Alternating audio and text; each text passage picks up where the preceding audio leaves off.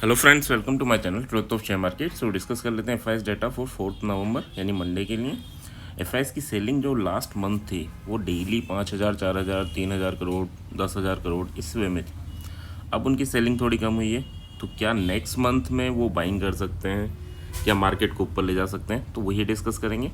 First of all this video is only for education purpose. यहाँ मेरा Telegram link and WhatsApp number given है, so please join कर लें। Start करते हैं with big player data. Big player data की बात करें, देखो एफआईएस कैश मार्केट में आज 200 करोड़ की सेलिंग है, साथ में डीआईएस की भी सेलिंग है। बट हाँ, यहाँ काफ़ी छोटी सेलिंग। अगर आप लास्ट डे या लास्ट मंथ के डेटा देखेंगे तो ये 4,000 करोड़, 3,000 करोड़ इस वे में सेलिंग कर रहे थे, है ना। इवन 31 को भी इनकी 5,000 करोड़ की सेलिंग थी, ठीक है।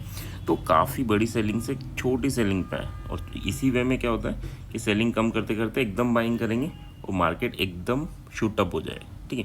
किस दिन करेंगे ये कहना मुश्किल है ना। ये नहीं कि आज करेंगे कल करेंगे। अब ये देखना ये है कि ये सेलिंग कम हुई है, यहीं रुकती है, या फिर एकदम बड़ी सेलिंग करते हैं ना।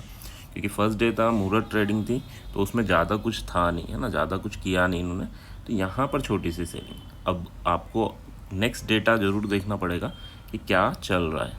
उसके लिए हमें ये ज़रूर नोटिस करना है कि यार विक्स की हालत क्या है। विक्स अभी 2.3 अप है, बट अगर मुहूर्त ट्रेडिंग के दिन आप ऑप्शन की वैल्यूज देखो, चाहे कॉल की देखो चाहे पुट की देखो, दोनों ही डिके हुए होंगे ना।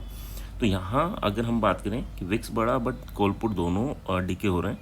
कॉल पुट डिके होने का मतलब क्या होता है कि हो सकता है नेक्स्ट 2-3 डेज में आपका विक्स क्रैश कर जाए। और अगर विक्स क्रैश करता है तो फिर क्या होगा, तो फिर ये होगा कि अगर आप ऑप्शन बायर हैं तो आप चाहे कॉल खरीद रहे हैं पुट खरीद रहे हैं, आपका लॉस कंफर्म हो जाएगा, है ना। तो यहाँ बच के रहना। जब विक्स डिके होता है या विक्स क्रैश होता है तो उस टाइम पे क्या करना होता है, उस टाइम पे आपको पुट सेल करना होता है, ठीक है। और उसके लिए पैसा ज़्यादा चाहिए होता है, तो थोड़ा इन चीज़ों को समझ के चलना है ना।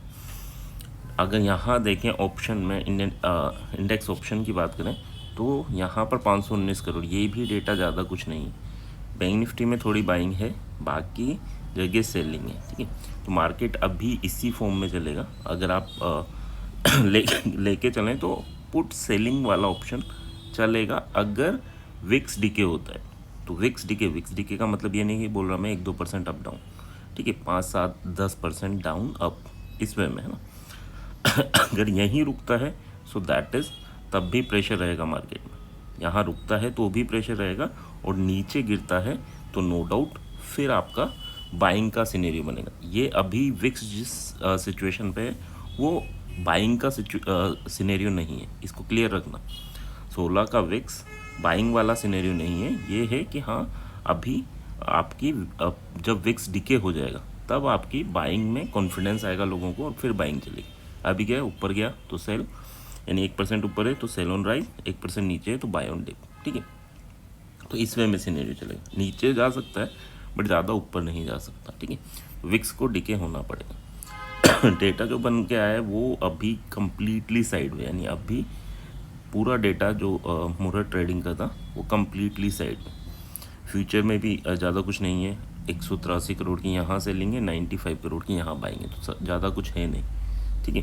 तो डेटा वेट कर रहे हैं बिग प्लेयर नई सिचुएशन का कि हाँ नेक्स्ट मंथ में उनको किस वे में पोजीशन बनानी। तो हमें किस में ट्रेड करना है, हमें लेवल टू लेवल ट्रेड करना है। अगर लेवल टूटे तो ठीक है, अदरवाइज नहीं ट्रेड करना, ठीक है। यहाँ अगर हम देंगे 24,330, ये लेवल इंपॉर्टेंट होने जा रहा है।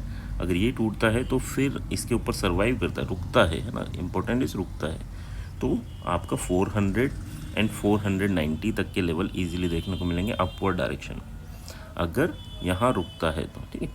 और अगर 270 का लेवल फिर से तोड़ता है तो फिर आपको 190 और फिर 24,100 तक के लेवल इजीली देखने को मिलेंगे, ठीक है।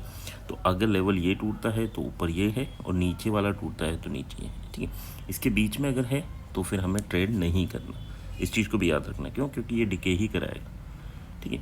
कहीं भी मार्केट फंसता है जल्दी से निकलना है आप लोगों को, वेट नहीं करना। क्योंकि फिर अगर विक्स गिरने पर है, विक्स नहीं गिर रहा तो कोई दिक्कत नहीं है, आप रहें अपनी पोजीशन में। बट अगर विक्स गिर रहा है तो फिर आपको निकाल लेना है। तो अभी तक जो चार्ट लगाते हैं हम निफ्टी बैंक निफ्टी, साथ में अब आपको विक्स का चार्ट भी लगा के रखना है, ठीक है। Okay, so that's about Nifty. Bank Nifty की बात कर लेते हैं। बैंक निफ्टी में क्या है, देखो बैंक निफ्टी में भी ये लेवल इंपॉर्टेंट है, यहाँ रेजिस्टेंस फेस किया, यहाँ पहले भी इसने सपोर्ट फेस किया था और यहाँ पर भी सपोर्ट फेस किया, यहाँ पर भी सपोर्ट फेस किया, उसको तोड़ के फिर नीचे आया। तो अगर 51,770 770 का लेवल अगर टूटता है तो 52,020 एंड 52,250 तक के लेवल इजीली देखने को मिलेंगे। जब ये ऊपर जाए तो आपको 100 पॉइंट का एसएल लेके चलना है, नहीं 670 का एसएल लेके चलना है, ये ध्यान रखना। इतना यानी 100 पॉइंट का एसएल सफिशेंट। अगर इसके ये टूट जाए तो नीचे अगर 51,550 टूटता है तो फिर आपको 51,320 एंड 51,020 तक के लेवल देखने को मिल सकते हैं। इस टाइम पे भी आपको 700 का एसएल जरूर लेके चलना है, ठीक है, 51,700।